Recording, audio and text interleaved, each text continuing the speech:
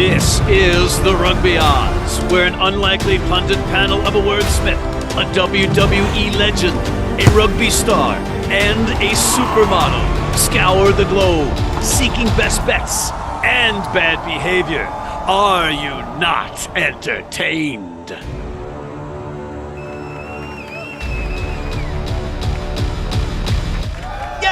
Yes, thank you, and thanks for being here. Thanks for your support. We have a great show for you. Look in the sponsor opportunity green room. You'll see WWE Hall of Famer turned rugby advocate John Bradshaw Layfield, King Gift Egbelu back from his safari. Look at the Your Company name here slate, and you'll see that we have a very full show, chock full of interesting stuff. And we have George Hook, the Irish rugby legend, waiting in the wings. So let's get to it, gentlemen.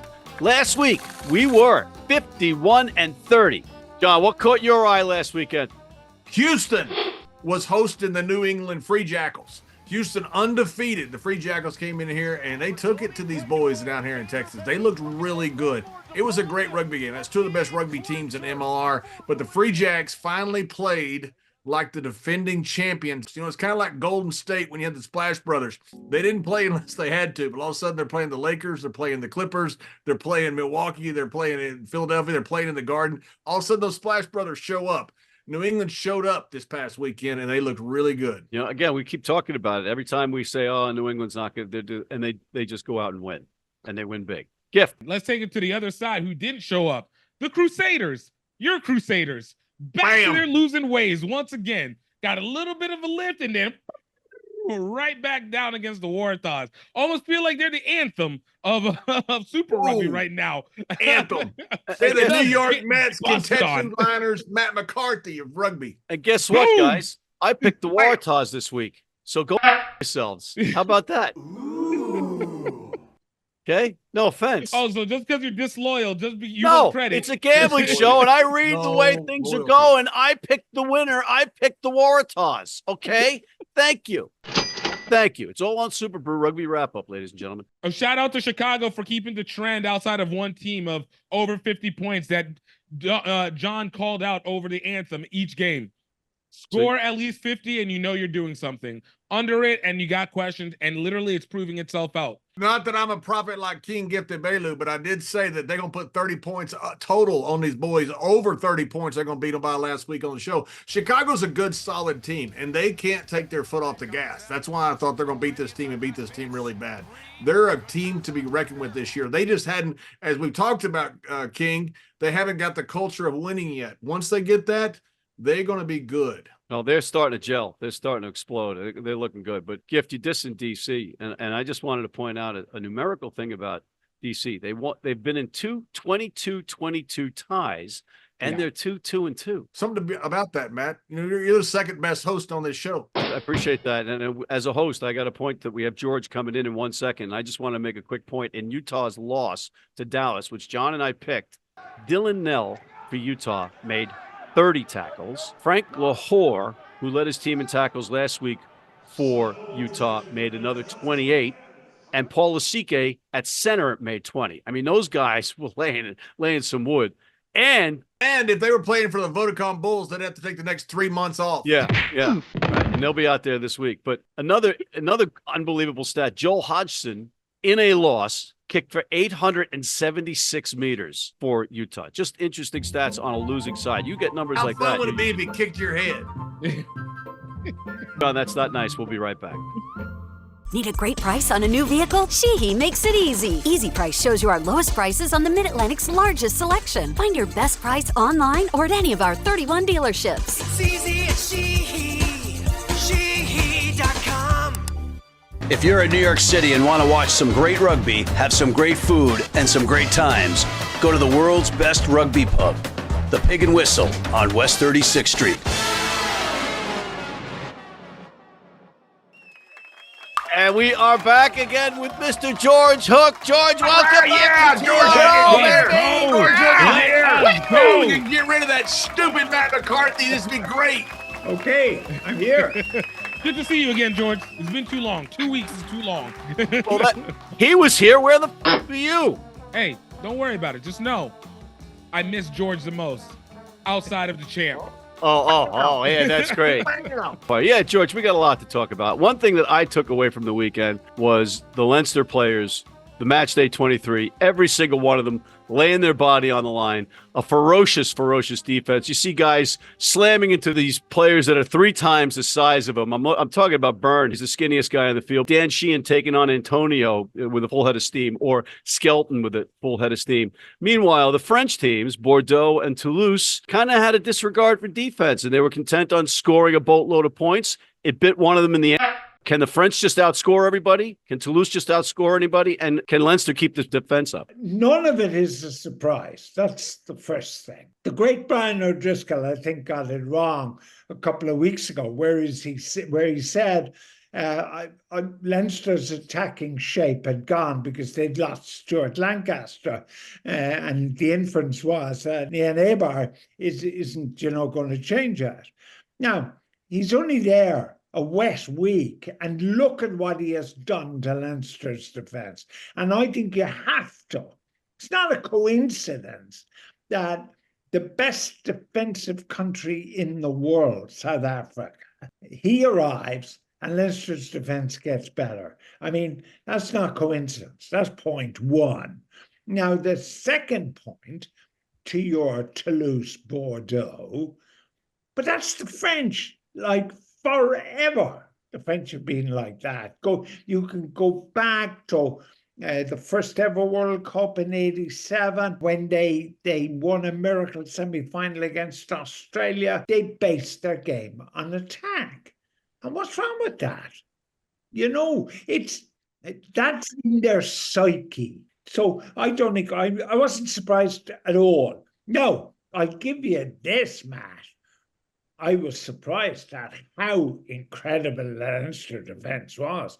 You couldn't be but surprised. Ooh. It was extraordinary. I grant you that. But I'm trying to explain where it came from. It just didn't happen when the referee blew the whistle at 3:00. The other thing that's lost slightly in all this is the outstanding performance of the fly half, Ross Byrne. Man. And he's following Johnny Sexton, which means every time he walks on the pitch, there's 30,000 people saying, Johnny isn't here today. Yeah. I thought he was super. George, I have a question for you. Look, we had a great game with Bordeaux and Quins. A terrific game. Looked like we're going to have a great game also with Bulls and Northampton. Then Bulls decides not to send their A team. They didn't send any Springboks. They sent their B side. In my opinion, you've made a complete mockery of the entire Champions Cup, of rugby, a professional sport, of all the fans paying money that come to see it. This is absolutely disgraceful to me. I think Bulls should be ashamed of themselves. And so I have 2 questions. 1, do you agree with that sentiment? Maybe not as strong as I feel. And 2, if you do, what do you do about it as a governing body? Well, I think if you want a short answer, I don't agree with you. So we start from the position that I don't agree with you. Here's why I don't agree with you. With righteous indignation about cheating the fans and destroying the competition and all this, teams have been putting out B teams in these competitive rugby games for at least 10 seasons, okay? Perhaps not at such a crucial stage. Quarterfinal. The idea of B teams turning up is not new, point 1. Point 2, Jake White's the coach. And he said that he made a mistake last year. He didn't rotate the squad, and he had to rotate it this time. 3, White said that he had injury problems. So we don't know. If he says Mickey Joe Malarkey has a strained hamstring, we don't know that. And he said medical advice was that they mightn't be fit for the game if we flew them. You then read that of shambolic travel arrangements. So everybody's got hysterical about this. And hold on, let me piggyback that, George. If I'm paying all this money to fly over there to watch this game, and I'm paying for hotel rooms, I'm using Irish Rugby Tours, of course, to save the money and get a better travel arrangement. But I get over there, And all of a sudden, I booked this months in advance, and there's a B team playing in a quarterfinal. That's bulls. That's what that is. What's your language? What's your language? Sorry, I get emotional. I actually, kidding apart, I have a lot of sympathy for the arguments put by my colleagues across the Atlantic. I have a lot of sympathy for that. I'm trying to say that because the final part of John's question was the crucial one. What happens now? Correct. Right? Therefore, what happens now is South African rugby has to launch some kind of investigation into this and come up with an answer, because whether it's right, wrong, or indifferent, it has damaged, there's no doubt that it has damaged the competition. Absolutely. There could be a team. Now, however, what are you going to say if, the professor of orthopedics from Johannesburg University comes up and says there was 11 guys with strange hamstrings in the pajama? Yeah. So, there is a thing in jurisprudence, right? And it's called you are innocent until proven guilty. And I'm prepared to Not on this show, you're not. I'm prepared to give Jake White the opportunity to plead his case in front of his bosses and see what happens. What do you do about it, though? I guess is the biggest question. Forget it, right, wrong, or indifferent. You're correct. Something has to be done about this. We had this problem in North American sports. Guys were sitting out in games and they're calling it load management. They'd always get some doctor who would say, "Oh, it's best if they don't play." You can get a doctor to say basically anything if you pay him a little money and you're his client. But the NBA had to step in with some of these players and say, we got to have guys playing, at least guys showing up to games. Does rugby do something like that?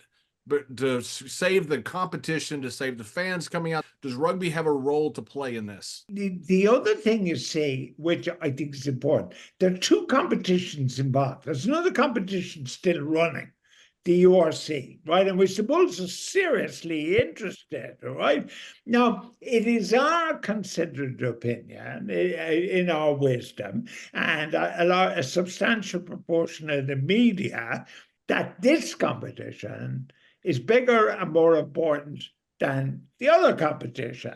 Now, while White may well have decided, and I'm not inside his head, he may well have decided, I'm going to trade this competition for that competition because I can't win both of them. And I think managers, coaches have done that sort of stuff before.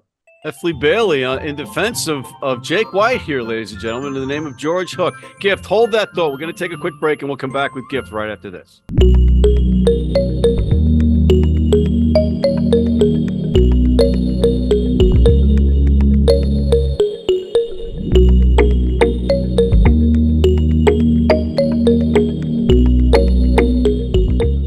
You need your cleats? You need them tomorrow? If you order today by 3 p.m. New York time or noon LA time, they can have them to you tomorrow.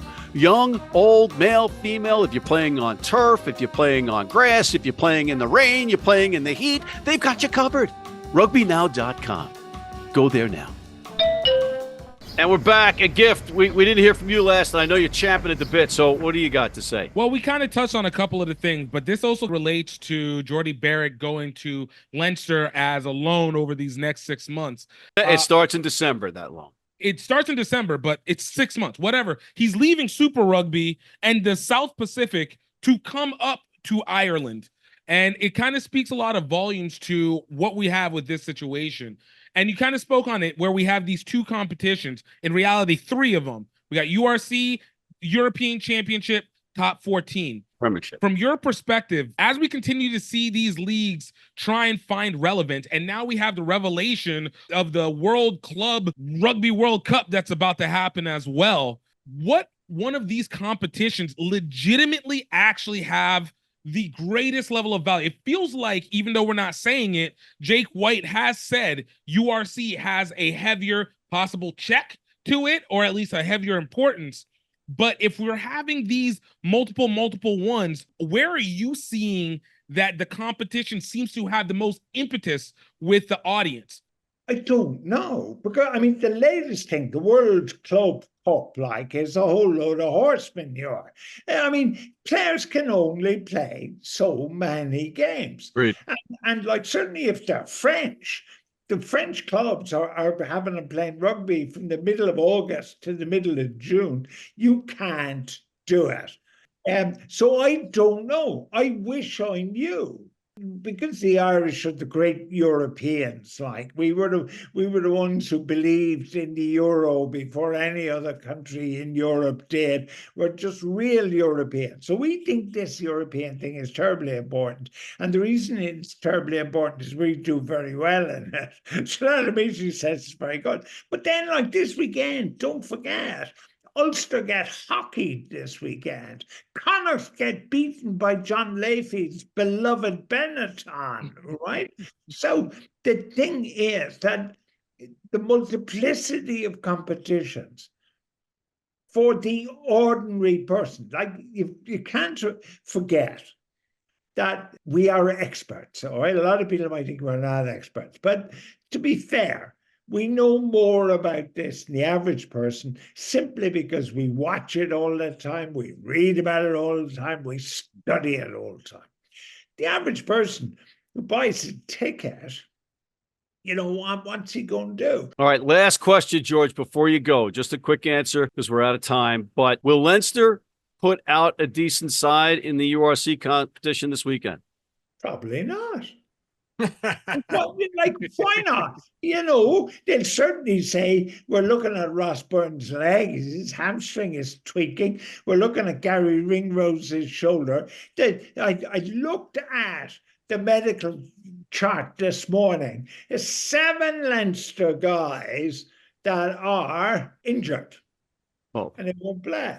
And also, don't forget, there are strict rules about how many games they could play. So if we added them up and we had access to the stats, maybe they shouldn't be playing next weekend. But nobody's panicking when next week Dan Sheehan isn't playing. But let me tell you something. If you want real stuff, when Leinster play in the semi-final, they're not playing the RDS, they're not playing in the Aviva, they're playing in Croke Park. We're playing in Croke Park where the British Army drove in and machine gunned the players and the people on the terraces, right, in the War of Independence. And the Gaelic Athletic Association, for the best part of 100 years, would not allow its members play soccer, rugby, hockey, or cricket. They wouldn't allow them watch it. So what you're seeing, if you have a sense at all, and for your Irish-American audience, Croke Park isn't just Croke Park and Leinster are playing. There's still a wonderful emotion there. It says a huge amount of Ireland as a country and as a people. The Gift's question is fair, and my answer is I don't honestly know. I really don't. I'm not disagreeing with you, George. I'm just thinking that some of this has gone too far. And I think that you have an obligation to the fans and people to the game to get out there. If you can play, to play. I think guys should have that in their heart. They should want to play. All right, fair enough. And we're looking forward to that Irish Rugby Tours trip for the 3 of us over to see Leinster at Croke Park. That is going to be awesome, guys. I'd love to see Leinster at Croke Park. I know Leinster's awesome, man. They're so I'm in. They're one of the most dominant teams in the world today of any sport. On that note, we're out of time for this segment. Thank you to Mr. George Hook. Thank you, George. All right, George Hook was here. George Yeah. Hook was here. Yes.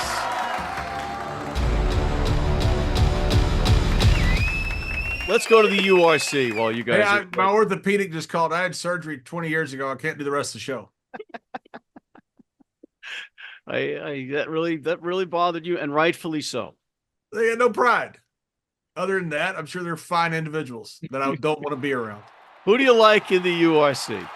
Benetton's had a good season so far. They won big last week in the Challenge Cup. I think they win at home, and I think they cover against a pretty rotten team in the Dragons. Dragons are just not that good. 12.5 points. Take Benetton. Bulls are about to seek so much vengeance and retribution on this Munster team at home. It's not even going to be funny. This is a team that is dealing with all the scrutiny, and now Jack White is going to be like, all right, guys, we got our target. I feel bad for Munster in this. Look for the Bulls to absolutely smash on this one and absolutely show out. Show out fully. Oh, John, you're back. You're back in the Bulls after their Bulls. Absolutely. I think these players are getting bashed by the media, as they should. They're going to come out these Springboks, and I think they're going to absolutely roll them boys from Munster. They're going to mollywop them. Absolutely. I like Munster with the 10.5. You want a piece of this, Layfield? A piece of what? A piece of me with 10.5? A Brazilian dollar? What do you want to bet? I didn't think so. I just asked you what you want to bet. That was accepting your wager. $1 American dollar. Brazilian. No deal. I'm going to go with coward. What, your orthopedic surgeon calling you can't bet? I have a toothache. I can't bet. I'm going with Ulster, who was. If I was in that head, I'd be aching too.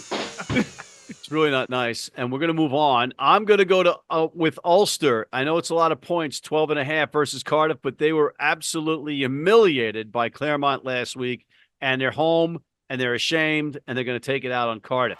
Let's go to the MLR, Major League Rugby, and our picks here are from our TRO staff. Who do you like, John? San Diego. I want to give these guys a little message down there. Do you know you can play the first half if you want to? You really can. And you guys wouldn't have to come back from behind so much if you played the first half. Look, San Diego's a good team. They showed that in the second half against Nala. They beat a really good team, Nala, coming from behind. I think San Diego got Utah coming in. Utah's having some problems. I think San Diego beats these guys and beats them quite easily. San Diego -8. I'm going with Chicago -6 versus a banged-up, depleted Los Angeles side. Gift, I skipped over you. Who do you like? Look at New Orleans Gold jumping back after an embarrassing loss last week against my embarrassing loss last week and jump back against this Miami Guppies. I don't consider them Sharks until they actually learn how to win consistently. Right now, Gold over Guppies. New Orleans at home. Gold over Guppies. Bam! Gold over Guppies. Hashtag gold over Guppies. Gift Egbelu. Okay. All right, let's move on to Super Rugby. Give me the Reds -8 over the Highlanders. Ooh. Reds -8 over the Highlanders. Gift? Man, look at the Hurricanes. -12.5 over for Giandrua. Even if they're at home, I think the Hurricanes are just powerful right now. You stole my pick, so I'm going to have to go with the Blues. -10.5 versus the Brumbies. The Brumbies are the best of Australia. That's a lot of points. I'm going to go with the Blues. I'm going with the Blues at home in Auckland. Ireland used to be blue. That was all their national colors under Henry VIII. Let's take a quick break, and we'll come back with the Premiership, NRL, and Top 14 before our pick of the week and going home right after this. Hey, U.S. fans, you can tune into every match live on Flow Rugby. How do we know that? Because we're on there all the time.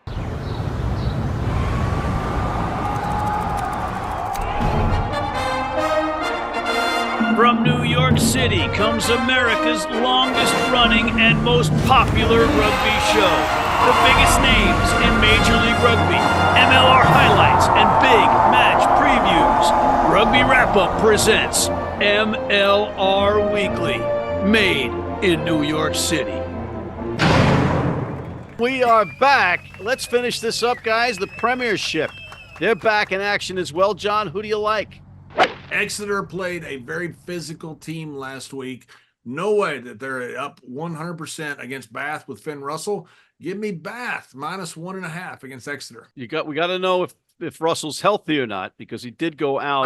I'm assuming he's playing. He's a tough guy. He's not going to pull the orthopedic. I have a sniffles that can't play for the next 3 months. No, but if he can't play, you're not going to take Bath. Is that what you're saying? If he can't play, I would not take Bath. He's that important to the Bath team. Finn Russell is one of the best players in the world. Fair enough. Gift. Northampton last week beat the Western Force version of the Bulls, and I don't think it's going to be – I think it's going to be another repeat. I think Leicester is just significantly weaker than Northampton. Northampton with the 6.5. I know I'm going to regret this pick, but I think it's too many points that Bristol is giving to Newcastle. 21.5 points. Newcastle, I have faith in you. Don't let me down, Newcastle. And the NRL, the other code down in the Southern Hemisphere. John, who do you like? Who do you think? The Manly Sea Eagles. Give me the Manly Sea Eagles. Say that name over and over and over with a little gravel, a little bass in your voice. Give me the Manly Sea Eagles. How about that? Manly Sea Eagles. -8.5. Check this out. I'm looking at the Sharks at the top going up against the Cowboys, and the Cowboys are going to cover that 2.5 points. Look for the Cowboys to keep this close 1-point game in the match for top of the league. You've taken a 2.5 point spread and narrowed it down 2.5 point spread further. because this game is that important. Cowboys are really making their push, but Sharks, honestly, hey, give them their credit where credit is due. But the Cowboys are not one to be played with. You're saying this is going to be a 1-point game. You're saying it's going to be a 1-point game. Yes, or a win by Cowboys. Okay. No coverage. Simple. Listen, Matt, follow. He did say by a point. I mean, he said it. I'm going to go with the Eels -7.5 versus the Dolphins. Let's go to the top 14 where nobody seems to care about any games on when you're playing, but the fans love it. John, who do you like in the top 14? Give me Clermont against Bordeaux. Bordeaux plays that great game. It was a classic last week in the Champions Cup. Hard to play 2 games back-to-back, emotional like that. I'm not sure they're going to play all their players. Give me Clermont, not to win, but to cover the -10.5. I got to take it down to the game that I think probably means the least out of any of them. Toulouse versus Toulon. Look for Toulouse to cover. I don't even have much more. It's even it ironically has them on the road. Look for Toulouse to lazily cover in this game.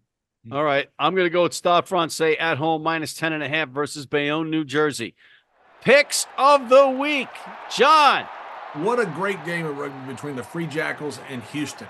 It was a complete difference in the way teams played. Free Jacks, Reese McDonald, they play a lot of finesse. They have a lot of breakaways. Houston just beats you up and comes at you. I mean, it's just brutality. I think Houston comes up to Old Glory and uses that still same type of straightforward tactics, comes at them. I think they're too much for Old Glory to handle. So give me Houston covering the 8 points at Old Glory. Gift. Hey, look, man, I'm switching it up. You tried to stop it before, but it's making too much of a charge. I'm looking at England versus Ireland in the Women's Six Nations.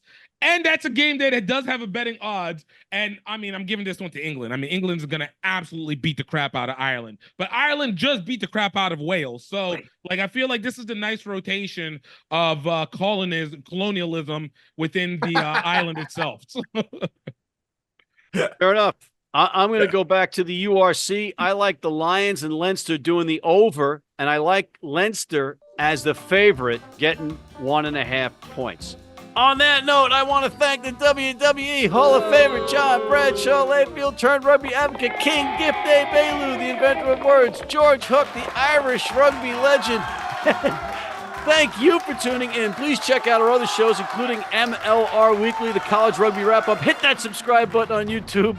Join our weekly newsletter, and please join our American Red Cross. Would you wrap the show up? Blood Donor Team. This is awful.